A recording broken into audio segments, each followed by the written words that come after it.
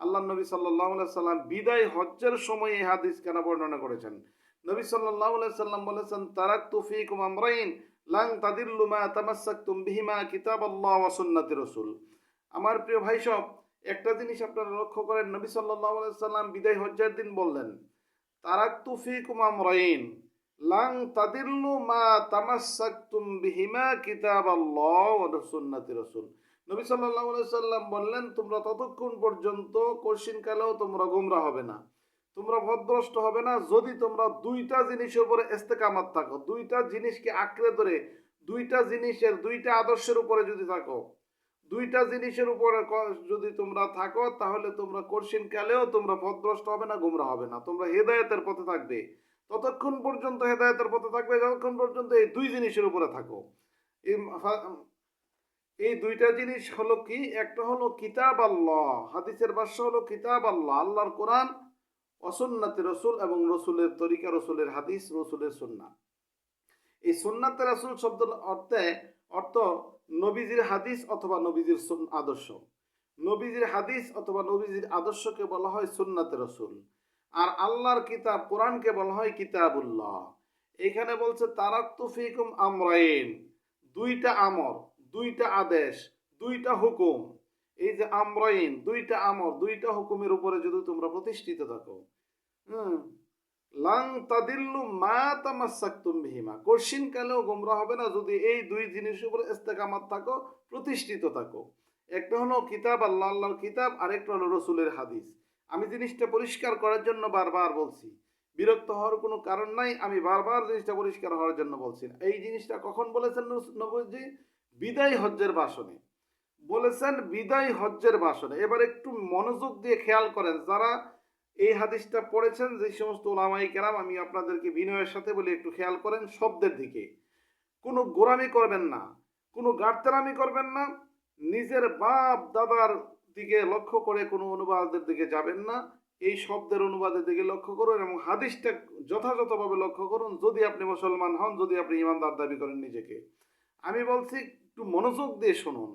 নবী সাল্লাল্লাহু আলাইহি সাল্লাম এই হাদিসটা বলেছেন বিদায় হজ্জের ভাষণের সময়। এরপরে আর আল্লাহ তাআলা কোনো কোরআনের আয়াত নাজিল করে নাই, কোনো শরীয়ত নাজিল করে নাই। আল্লাহ নিজে বলেছেন, এই এই কালামে হাকিমে আল্লাহ তাআলা নিজে বলেছেন, আর কোনো বিধান বা কোনো হুকুম আল্লাহ তাআলা পরে নাজিল করেন নাই। সর্বশেষ বিদায় হজ্জের ভাষণে নবী সাল্লাল্লাহু আলাইহি সাল্লাম এই কথাটা বলেছেন। এবার আসেন, আমি একটা এক্সাম্পল, উদাহরণস্বরূপ বলি, যে কোনো ব্যক্তি 10টা জমিন, 10টা জায়গায় 10 বিঘা জমিন সে চাষবাস করে এবং ফসল করে সে আয় রোজগার করে সে খায়। 10 বিঘা জমিন 10 জায়গায়। এবার সে এই জমিনগুলো চাষবাস করে খায় দেয়, তার সন্তানেরাও এই জমিনের ফসল টসল খায় দেয়। এবার কিছুদিন যখন আস্তে আস্তে লোকটা বয়োবৃদ্ধ হয়ে গেল, যখন লোকটা অনেক পরাস্ত হয়ে গেল, একেবারে দুর্বল হয়ে পড়ল, তখন তিনি সর্বশেষ বয়সে এসে তিনি এই 10টা জমি মাঝে 8টা জমি উনি বাদ দিলেন।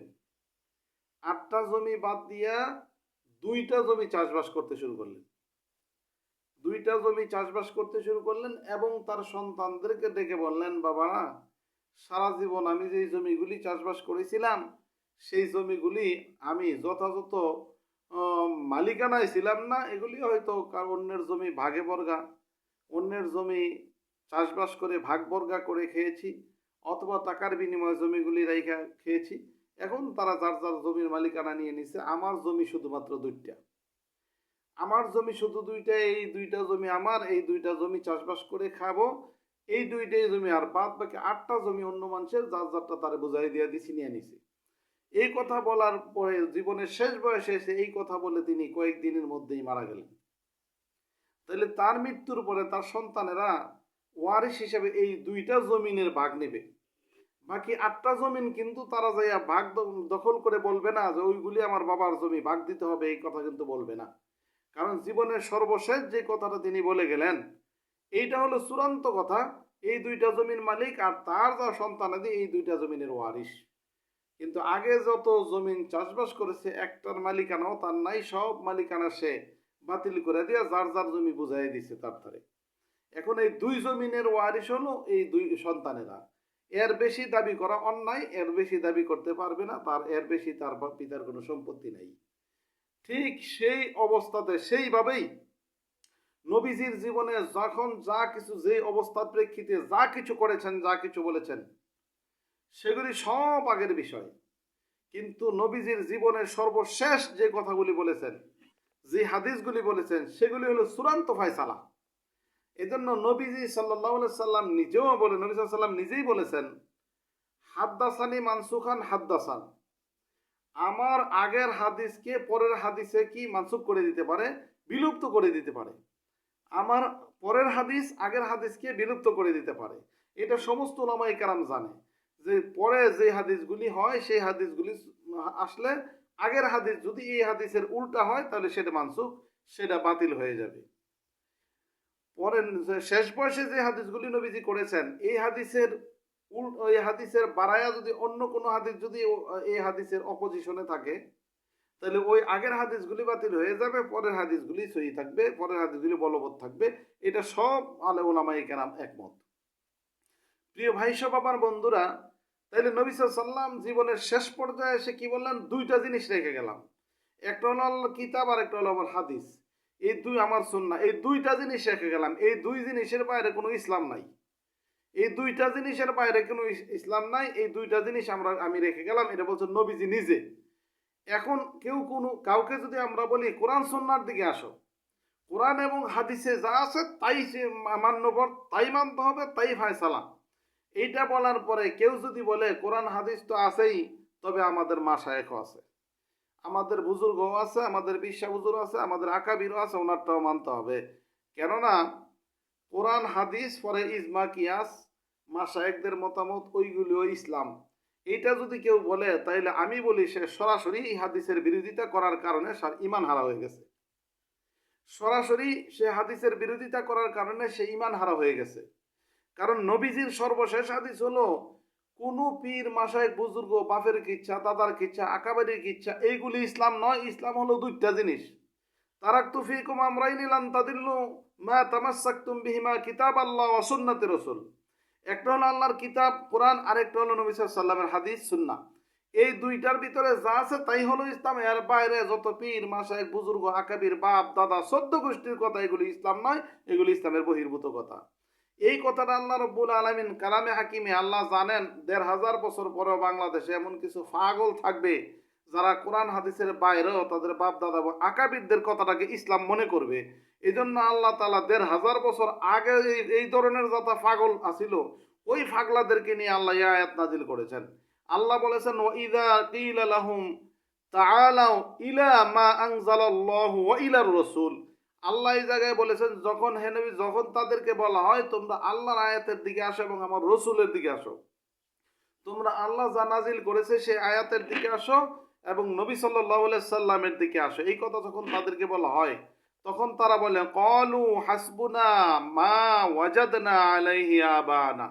তখন তারা বলে আমরা আমাদের বাপ দাদাদেরকে যেই আকাবিরদের যেই আদর্শের উপরে পেয়েছে এটা আমাদের জন্য যথেষ্ট, এটা তাদের জন্য যথেষ্ট, এটা তারা ছাড়তে পারবে না বলে তারা কিছু কথা বলে। অথচ কোরআন মাজিদে বলা হয়েছে যে লা ইয়ালামুনা শাইআন ওয়া লা ইয়াহতাদুন। তাদের বাপদাদারা, তাদের আকাবিররা, তাদের বুজুর্গরা তাদের আদর্শ হেদায়েতের আদর্শের উপরে ছিল না, ভুল পথে ছিল, কোনটা হেদায়েত কোনটা গোমরাহি এটা বুঝতো না।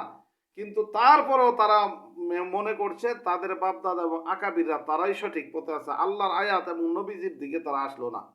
১৫০০ বছর আগের আয়াত আজকে বাংলাদেশের কিছু মানুষের সাথে মিলে গেছে। বাংলাদেশে কিছু নামদারি আলেম ওলামা আছে যারা নাকি এই বিষয়ে এখনো এই আয়াত বুঝে নাই, এখনো এই আয়াতের বিরোধিতা করে, সরাসরি আল্লাহর এই কোরআনের আয়াতের বিরোধিতা করে। তারা আকাবির এবং বাপদাদাদের পীর বুজুর্গ তাদের উস্তাদদের তাদের পীরদের আদর্শকে ইসলাম মনে করে। আর আল্লাহ বলেছেন তাদের বাপদাদা এবং পীরদের আদর্শরা ইসলাম নয়, ইসলাম হলো দুইটা, একটা হলো মা আনজালাল্লাহ আল্লাহর নাজিলকৃত আয়াত ওয়া ইলার রাসূল, এবং আরেকটা হলো রাসূলের আদর্শ। আল্লাহর নবীও এই কথাই বলেছেন যে কিতাব আল্লাহ ওয়া সুন্নাতি রাসূল। এত পরিষ্কার করে দলিল কোরআন এবং হাদিসের দলিল দেওয়ার পরেও যদি কেউ না বুঝে তাইলে এই পাগল এবং ছাগলের বুঝাইবার মতন ক্ষমতা কেউ নাই। কেবলমাত্র মৃত্যুর পরে আল্লাহর ফেরেশতার ডান্ডা ছাড়া কোনো বুঝাবার পথ নাই। সুতরাং আপনারা যারা আছেন তাওহীদি জনতা মুসলিম ভাই ও বোনেরা, আমি আপনাদেরকে উদাত্ত আহ্বান জানাই। আমার সম্মানিত শ্রোতা মণ্ডলী, আমি আপনাদেরকে সম্মানিত শ্রোতা ভাইয়ের আপনাদেরকে উদাত্ত আহ্বান জানাই। আমাদের ইসলাম হলো দুই জায়গায়, একটা হলো কোরআন, একটা হলো হাদিস। এর বাইরে কোনো কোরআন হাদিসের বাইরে কোনো ইসলাম নাই। ইসলাম নাই এবং ইসলাম নাই। কোরআন হাদিসের বাইরে কোনো ব্যক্তির কথার উপরে, কোনো মানুষের মতবাদের উপরে, কোনো মানুষের ইয়ার উপরে ইসলাম নাই এবং ইসলাম নাই এবং ইসলাম নাই। ইসলাম হলো কোরআন এবং সুন্নাহর উপরে। যারা কোরআন এবং সুন্নাহ মানবে না তাদেরকে ইসলাম তো দূরের কথা, তারা ইমানদার তারা দাবি করতে পারে না। দাবি করলেও তারা ইমানদার হতে পারবে না কিয়ামত পর্যন্ত, এবং কিয়ামত পর্যন্ত তারা ইমানদার হতে পারবে না। সুতরাং আল্লাহর আয়াত অনুযায়ী এবং নবীজির হাদিস অনুযায়ী আমরা আমাদের ইসলাম হলো কোরআন এবং সুন্নাহ, কোরআন এবং রসুলের হাদিসের উপর হলো ইসলাম। সুতরাং এই হেদায়েতের পথকে আমরা গ্রহণ করব। আর যাবতীয় মানুষ গড়া মতবাদ, মানুষের আদর্শকে পরিহার করে পরিপূর্ণ ইমানদার হওয়ার জন্য আমি আপনাদের সকলকে উদাত্ত আহ্বান জানাচ্ছি।